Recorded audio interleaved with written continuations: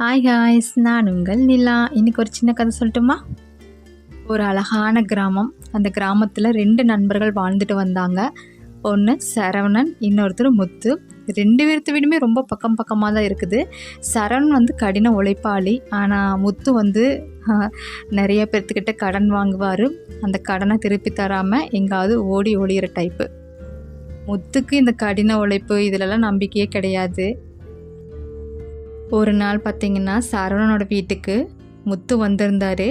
அப்போது சரவணன்கிட்ட முத்து சொன்னார், என்னப்பா காலையிலே தோட்ட வேலையெல்லாம் ரொம்ப ஈடுபாடாக செஞ்சிட்ருக்க, ஆனால் ஒரு விஷயம், இந்த வேலை செய்கிறனால உனக்கு ரொம்ப பொழுது போயிடுதில்ல அப்படின்னு சொன்னார். ஆமாம் நண்பா, மனசுக்கு பிடிச்சமான எந்த வேலையை நம்ம செஞ்சாலும் நமக்கு பொழுது போகிறதே தெரியாது அப்படின்னு சொன்னார். அப்போ சரவணுக்கு சொன்னார், நண்பா எனக்கு ஒரு உதவி செய்கிறையா அப்படின்னு சொல்லிட்டு முத்துக்கிட்ட கேட்டார். முத்து, கண்டிப்பாக சொல், நீ என்னோட நீண்ட கால நண்பனாச்சே, சொல்லுப்பா அப்படின்னு சொன்னார். அதற்கு சரவணன் சொன்னார், நேற்று நான் சந்தைக்கு போகும்போது ஒரு 5-6 வாழைக்கண்ணுகளை வாங்கிட்டு வந்துட்டேன். ஆனால் இப்போ எனக்கு நேரமே இல்லை. நான் அங்கங்கே கொஞ்சம் கொஞ்சமாக குழி பறிச்சிருக்கேன். நீ என்னோடய வீட்டு தோட்டத்துக்கு பின்னாடி மட்டும் அதெல்லாம் நட்டுறையான்னு கேட்டாங்க. நீ நட்டால் நல்லா சீக்கிரமாக வளரும், அது வந்து இந்த ஊர் மக்களுக்கு எல்லாமே தெரியும், எனக்கு இது மட்டும் பண்ணுறையா அப்படின்னு சொல்லிட்டு கேட்டார். அதுக்கு முத்துவும் கண்டிப்பாக நான் பண்ணுறேன்னு சொல்லிட்டு அந்த வாழைக்கண்ணுகள் எல்லாம் வாங்கிட்டார். சரவணனும் அவசர வேலை காரணமாக ஒரு 2 நாள் பார்த்திங்கன்னா வெளியூர் கிளம்பிட்டார். முத்துவும் அந்த வாழைக்கண்ணுகள் எல்லாம் வாங்கிட்டு அந்த வீட்டுக்கு பின்னாடி இருக்கிற தோட்டத்துக்கு போயிட்டார். அங்கே ஒவ்வொரு குழியாக பறித்து வச்சுருந்தார். ஒரு 3 குழி பறித்து வச்சுருந்தார். அந்த 3 குழியிலும் பார்த்திங்கன்னா அவர் எடுத்து நட ஆரம்பிச்சிட்டாரு. மீதி இருக்கிற அந்த 3 வாழைக்கண்ணுக்கும் குழி தோண்ட ஆரம்பிச்சிட்டாரு. அப்படியே கடைசியாக ஒரு 3 குழியும் தோண்டிட்டார். அந்த 3ஆவது குழி தோண்டும் பார்த்திங்கன்னா அந்த இடத்துல மண்ணை தோண்ட அதுலேருந்து ஒரு சத்தம் வந்துட்டே இருந்தது, நங்குன்னு சொல்லிட்டு. ஆஹா, ஏதோ தோட்டத்தில் புதையல் இருக்குது போலையே, என்னன்னு தெரியலையேன்னு சொல்லிட்டு மீண்டும் அந்த மண்ணையெல்லாம் பறிக்க ஆரம்பித்தார். அப்போ பார்த்திங்கன்னா அதுலேருந்து ஒரு குடம் இருந்தது, செப்பு குடம் ஒன்று இருந்தது. அந்த குடத்தோட வாய் நல்லா மூடி இருந்தது. அதை குலுக்கும்போது சவுண்டு மட்டும் வந்துச்சு.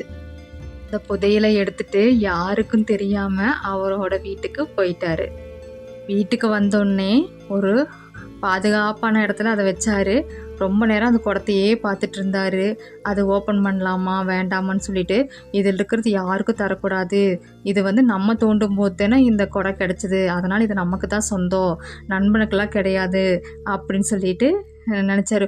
ஒரு வேளை நண்பனுக்கு இந்த புதையல் இருக்கிறது தெரியுமோ, அவன் தானே குழி எடுத்துகிட்டு இருந்தான், ஆனால் இந்த குழி நம்ம தானே தோண்டணும் அப்படின்னு சொல்லிட்டு நிறைய அவருக்குள்ளேயே யோசித்து அந்த குடத்தை பார்த்துட்டே இருந்தார். சரவணன் வேலை விஷயமா 2 நாள் வெளியே போயிருக்கிறான். சரி, அது வரைக்கும் நம்ம பொறுமையாக இருக்கலாம். ஒரு வேளை இந்த புதையல் இருக்கிற இடம் அவனுக்கு தெரியுமா தெரியாதாங்க ஃபஸ்ட்டு நம்ம தெரிஞ்சுக்கலாம், அதுக்கப்புறம் இந்த புதையலை நம்ம ஓப்பன் பண்ணலாம் அப்படின்னு சொல்லி ஒரு முடிவுக்கு வந்தார் முத்து. அடுத்த நாள் காலையில் எந்திரிச்சாரு. அந்த குடத்தை ஒரு குலுக்கு பார்த்தாரு. அடடா, எவ்வளோ சவுண்டு வருது, நிறைய பொற்காசுகள் இருக்குது போலையே, எதுவாக இருந்தால் என்ன, நம்ம வந்து நம்ம வாழ்க்கையை இனி சிறப்பாக வாழ்ந்துட வேண்டியது தான் அப்படின்னு நினச்சாரு. அதுலேருந்து நிறையா பேர்த்துக்கிட்ட கடன் வாங்க ஆரம்பித்தார். புதையல் காசு தான் நம்மக்கிட்ட இருக்கே, அது கைக்கு வந்த உடனே நம்ம ரொம்ப பெரிய பணக்காரங்களாயிருவோம், அப்போ இந்த பணத்தையெல்லாம் திருப்பி கொடுத்துலாங்கிற எண்ணத்தோட நிறைய பேர்த்துக்கிட்ட நிறைய கடன் வாங்க ஆரம்பித்தார். அந்த பணத்தையே ஆடம்பரமாகவும் செலவு செஞ்சார். 2 நாட்கள்லேயே பார்த்திங்கன்னா நிறைய கடன் வாங்கிட்டார். அடுத்த நாள் பார்த்திங்கன்னா சரவணன் வந்த விஷயம் முத்துக்கு தெரிஞ்சது. முத்து சரவணனை பார்க்கறக்கு போனார். அப்போ சரவணன் தோட்டத்தில் தான் இருந்தார். வா நண்பா, வா வா, நீ வாழைக்கன்றுகளெல்லாம் இந்த புதைச்சிருக்க பார்த்தியா, அந்த இடத்துல தான் என்னோட இறந்து போன நாயோட சங்கிலியை போட்டு புதைச்சி வச்சுருக்க, அதையும் நீ வெளியே எடுத்துட்டியா அப்படின்னு கேட்டார். இப்போ வந்தது பாருங்கள் முத்துக்கு கோவம், என்ன பண்ணுறதுனே தெரியாமல் வெளியே வந்தார். வெளியே வந்தவரை அத்தனை கடங்காரங்களும் சூழ்ந்துட்டாங்க. இப்போ முத்து என்ன பண்ணுவார்? ஓகே காய்ஸ், இதிலிருந்தே நம்ம ஒரு விஷயம் தெரிஞ்சுக்கலாம். என்ன தெரியுங்களா? ஆசை இருக்கலாம், ஆனால் பேராசை இருக்கக்கூடாது. அதே மாதிரி மற்றவங்களோட பொருளுக்கு நம்ம ஆசைப்படவே கூடாது. போன கதையில் பார்த்திங்கன்னா தவளை இனமே ஒரு சின்ன விஷயத்தின் காரணமாக, ஒரு சின்ன ஆசையின் காரணமாக அழிஞ்சதாமா.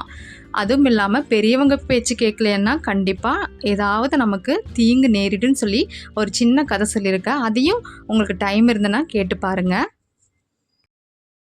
வாழ்க்கை வாழ்வதற்கே வாழ்ந்து காட்டுவோம். தேங்க்ஸ் ஃபார் வாட்சிங்.